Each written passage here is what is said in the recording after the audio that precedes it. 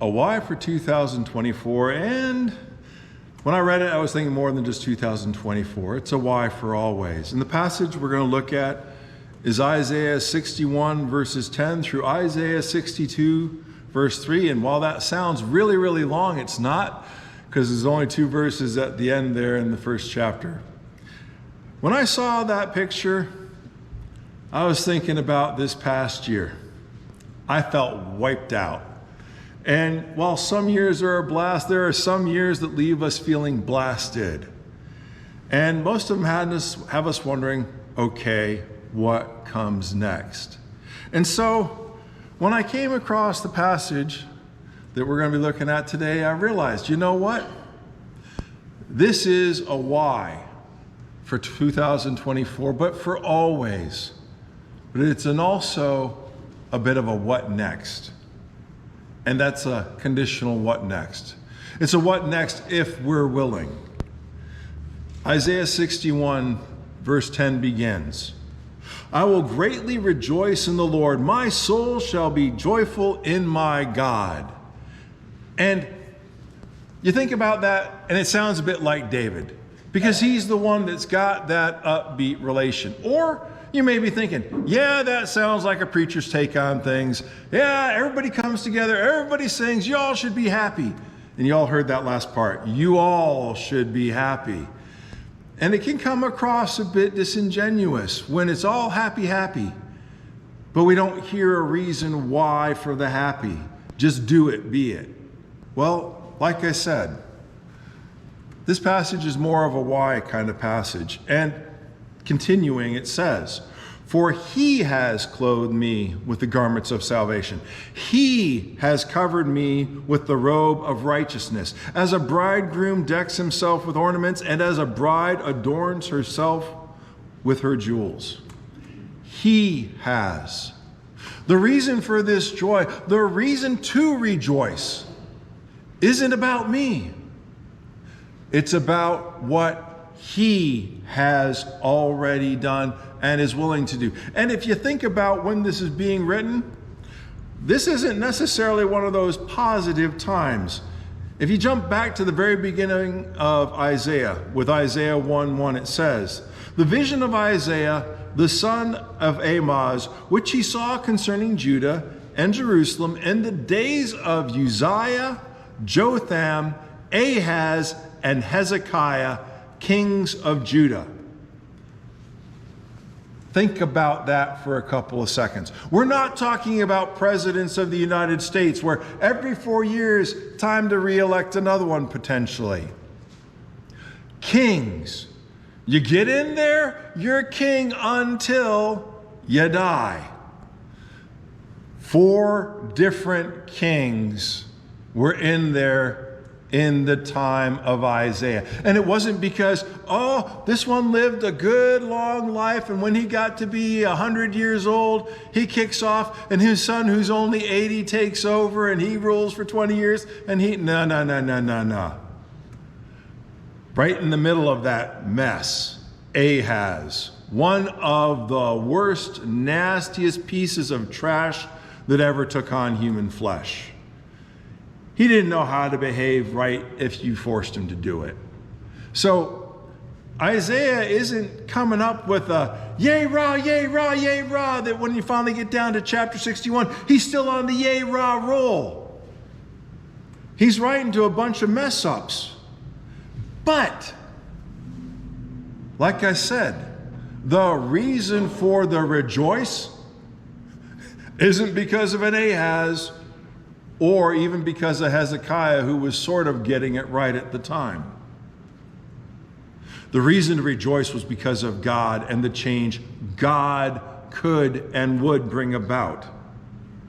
Because right now, when this was being written, it was being written because of the wickedness of Judah. A different passage from the New Testament that I'd like to bring up is 1 John chapter 4, verse 10. In this is love, not that we loved God, but that he loved us and sent his Son to be the propitiation for our sins. The same thought goes into what's taking place there in Isaiah. God wasn't waiting around for them to get it right before he's letting them know, I am here ready. I have already prepared for your good. It's sort of like if somebody gifted you a car. If you're gifted the car, does that mean you have to put it all together? Or they give it to you ready to roll? Well, of course, they give it to you ready to roll because I'm not a mechanic. Giving me a car that comes together in parts is not a gift. That's torment because it's not going to come out right in the end and it won't run and I'll be upset that I ruined whatever somebody spent a bunch of money on. God isn't giving them a bunch of raw parts and saying, figure it out. He has prepared, is ready to give the reason for rejoice full blown. Didn't say I'm going to give you the cloth, you get to make the material, the clothes, the ornaments, the jewelry, etc. Has given. God has acted before Israel, before Jerusalem was willing to straighten up. God was already ready. Continuing with Isaiah 61 verse 11. For as the earth brings forth its bud, as the garden causes the things that are sown in it to spring forth, so the Lord will cause righteousness and praise to spring forth before all the nations. If. And the reason why I put that if down there is because of the other italic words. Will cause. It wasn't happening under Isaiah. Not Isaiah. Try again. Under Ahaz. Because Ahaz wasn't a man acting in righteousness to begin with. Will cause. When the time is right, God's prepared already. It's not a matter of him having to catch up when that moment comes. He's prepared for the moment. If and when we're ready to act. John 3:16 tells us, for God so loved the world that he gave his only begotten Son, that whoever believes in him should not perish, but have everlasting life. We've got the exact same clause kind of thing going on in the passage we can quote the best. Whoever. It doesn't say that everyone gets it. Whoever believes in him. His love is there. It's ready. It's waiting for whoever believes. When we're going into 2024, we need to be thinking about these kind of passages and be thinking about the God we serve. He's not waiting and saying, oh, wait, they've finally done something I'm going to do, and then get started to get ready. God's intentional and in love has already prepared, already acted. If we continue, verse 17, it says, for God did not send his Son into the world to condemn the world, but that the world through him might be saved. He already had an intention. His intention was salvation before he sends his Son. He wanted to bring about the right, just like we were reading in Isaiah. He wants that righteousness to go and to grow. But it begins with the whoever believes enough to act. When we consider the why for 2024, it's not because of the goodies I get. It's because the one who has the power, who has the authority, who has the ability to make things happen is already there. Engine is running, ready to hit the gas pedal for us, with us. We don't have to wait and wonder. And when I say we don't have to wait and wonder, he told us all the way back with Isaiah, I am so ready for your righteousness. I am so ready, I sent my son. I am so ready, I planned, I intended from before the laying of the foundation of this world, that when you would make the mistake, I would be ready with an answer to make it right in spite of your mess up. That's love. That's intentional. That's awesome. That's our God. And the bit of what comes next, as it says in the itty bitty letters, if we're willing. If we stop playing around in life's sandbox, because truth is, it's really easy to focus on what's right in front of us. And we get to thinking, this castle is really important. I've invested my life savings into it. I've invested my blood, sweat, and tears into it. I've got a family that's been raised in it. It's a pile of sand. It's not meant to last. Our relationship with our God is what's meant to last. And when we're willing to set the temporary aside and focus on what's going to make a difference for the eternal, he's there ready, waiting, and able to act. Excuse me. With Isaiah 62, it says, for Zion's sake, I will not hold my peace, and for Jerusalem's sake, I will not rest, until her righteousness goes forth as brightness, and her salvation as a lamp that burns. The Gentiles shall see your righteousness, and all the kings your glory.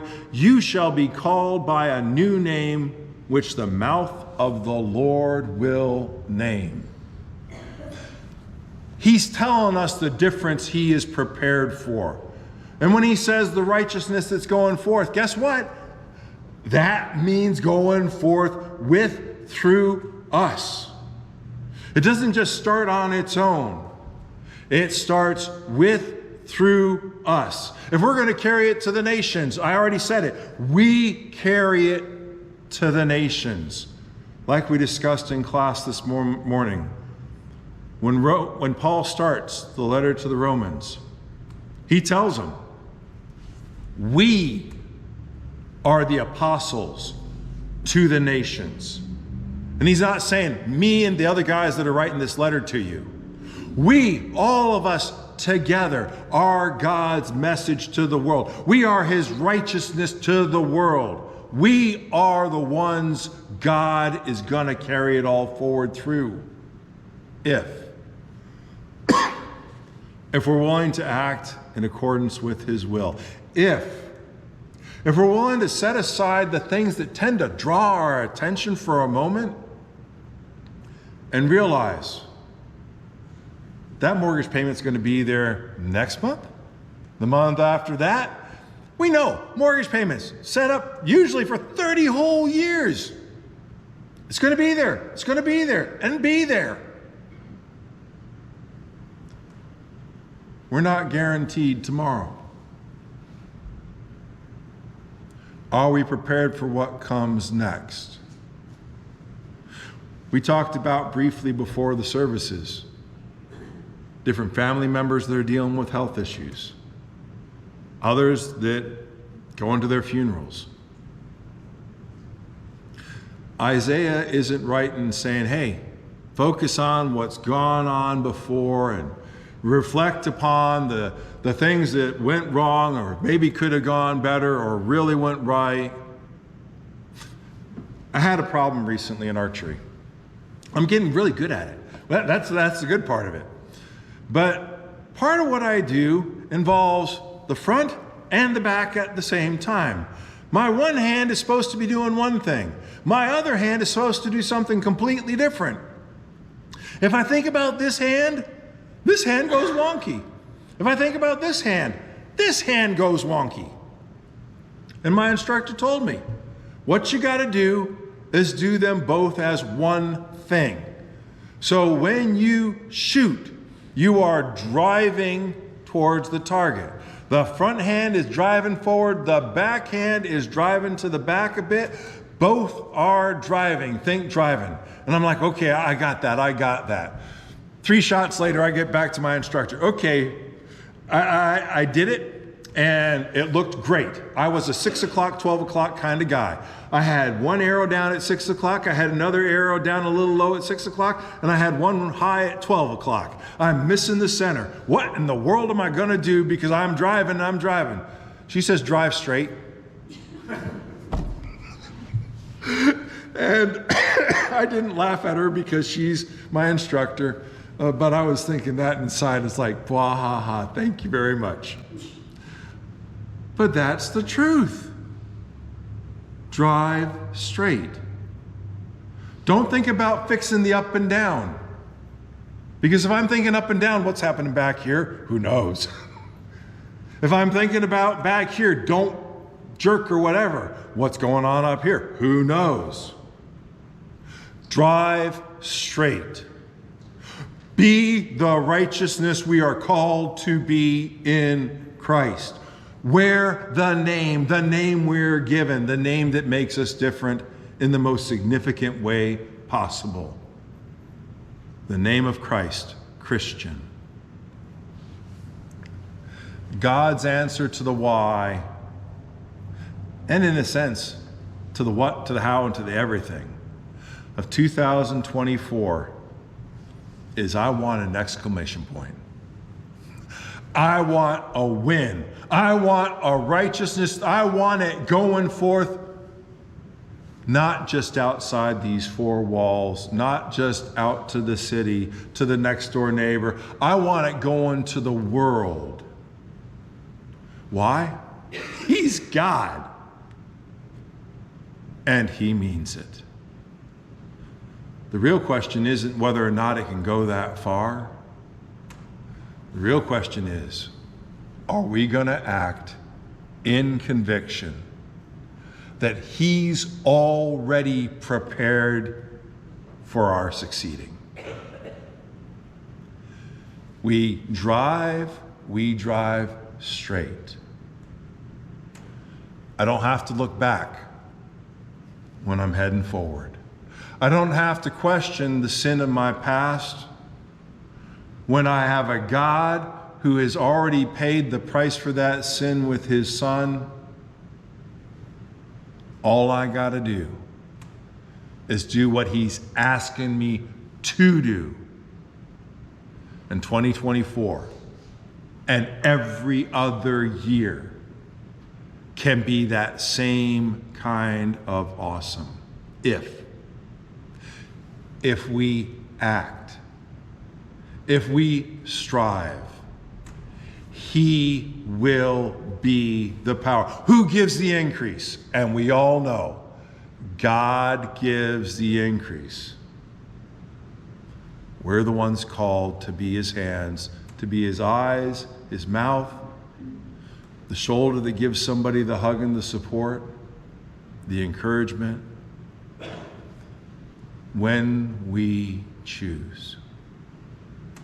If you need to take on Christ in baptism, or you need the prayers of the church, you're welcome to come as we stand and sing.